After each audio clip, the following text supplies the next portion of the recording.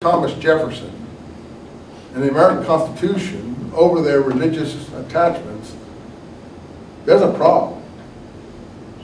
Because that's what this country is founded on. You can't put your loyalty to your religion or other things above the Constitution of the United States.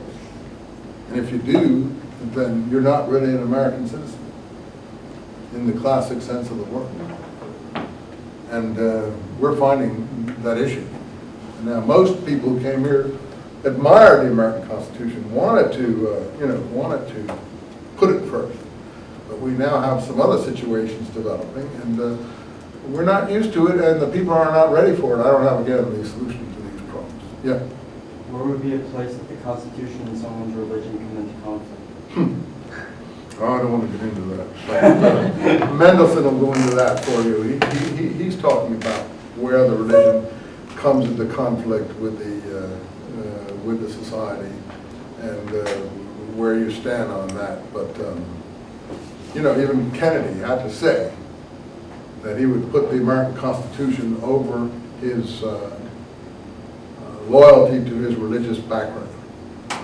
And if he didn't, he wouldn't have gotten elected president. He had to commit that. He had to make that commitment.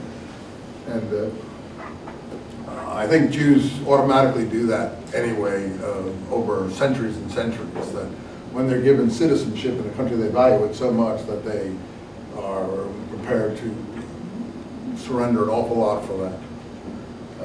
The problem with the Muhammad situation is very clear.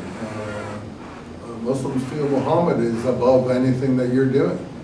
and that's a real conflict. And they're obliged to think that because they don't have, they're obliged. It's in the, you can't speak ill or anything of the Prophet or whatever, or disagree. You can be executed for that. So it's a very serious problem. And I don't, again, it's something that, I don't know what the outcome. You'll see the outcome when you're my age. Let me know. Send me a letter, okay? Because I have no idea where this is going to go.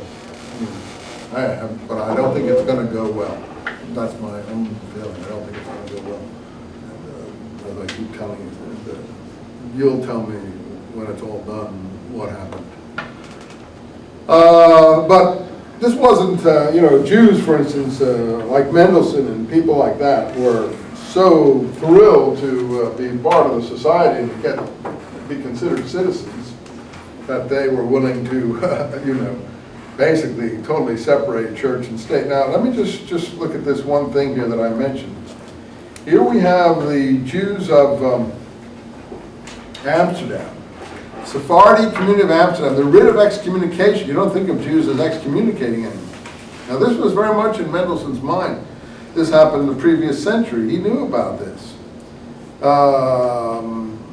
The Senhors of, I don't know who, Muhammad, I don't get this, make it known that they have long since been cognizant of the wrong opinions and behavior of Baruch de Spinoza, and tried various means and promises to dissuade him from his evil ways, but as they effected no improvement, obtaining on the contrary more information every day of his horrible heresies, which he practiced and taught, and of the monstrous actions which he performed, and as they had many trustworthy witnesses who, in presence of the same as Spinoza, reported and testified against him and convicted him, and after all this has been investigated in the presence of rabbis, they decided with the consent of these that this same Spinoza should be excommunicated and separated from the people of Israel, as they now excommunicate with him with the following ban. And they write this ban here, and I don't have time to read it all. We order that nobody should communicate with him orally or in writing, or show him any favor, or stay with him under the same roof, or come within 4 whatever ells are, distance of maybe 4 feet or meters of him, or read anything composed or written by him. Oh, what would induce a society to take such an extreme measure? Oh, they were frightened, like Jews nowadays may be frightened, that they're blamed for the opinions of a single person. Then all the Jews get blamed for it. Like what happened in Europe in the last century, a lot of Jews became socialists. So then everyone said socialism is a Jewish philosophy. And then Karl Marx, who was a convert to Christianity, was one of the fathers of communism with Engels. Engels was not Jewish. Marx was, you know, again, someone whose father had converted him to get ahead in Christian society. He was not Jewish. He even wrote a book called A World Without Jews, in which he himself thought Jews were the bankers, and he meant by world without Jews, a world without capitalists. Well, you know, he was as nutty as everybody else, and doesn't read Marx to know how nutty he is. But a lot of people swear by him as a religion and so on. Well, the thing is that Jews were blamed for all of these ideas, and then things like the Protocols of the Elders of Zion were written by the Russian Tsar secret police that were pilfered from a document that had been written against the French Louis Napoleon, Napoleon's grandnephew, who had become Emperor of France for a while in the 1850s. And that document was written against him, but the Tsar's police transferred everything to a Jewish conspiracy, not a Napoleonic conspiracy, to take over mankind, and had the Elders of Zion meeting, and they circulated this thing, and people like Hitler read it, and Arabs in the Middle East read it now. It's published in all the Muslim countries and so on. People in Japan read it as if this is historical fact and so on. So the Jews, what am I saying? The Jews in Amsterdam were frightened of people like Spinoza's views would be blamed on them. So they didn't kill him.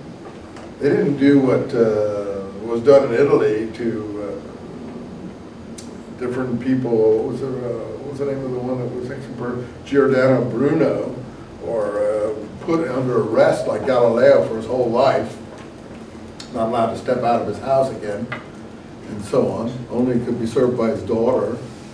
They didn't do that to him. They just said, look, don't associate with him, and we want everyone to know we had nothing to do with this guy. But they're not saying, like in the present day, go out and kill him, send out secret assassins or something, which is what we're witnessing in today's world. They were even more civilized than that, even though we consider this benighted. They weren't sending out assassins to kill Spinoza, which I'm sure they could have done. They're just saying, yeah, he's not one of us. You know, he's under ban. You know, we don't want to be blamed for these. And it was rationalism that he was spreading. I haven't read every work of Spinoza, I have to admit. Yeah. Do you think Spinoza was influenced by Maimonides? Some influence by Maimonides, but I think he went further than Maimonides. Because Maimonides was really under the sway of Aristotle. Yeah, really under the sway of Aristotle. Maimonides isn't as rational as he seems, you know. And, you know, He went under some scrutiny, though. he's pretty good. He's quite sophisticated, but, you know, he owes an awful lot to the Muslim philosophers like him.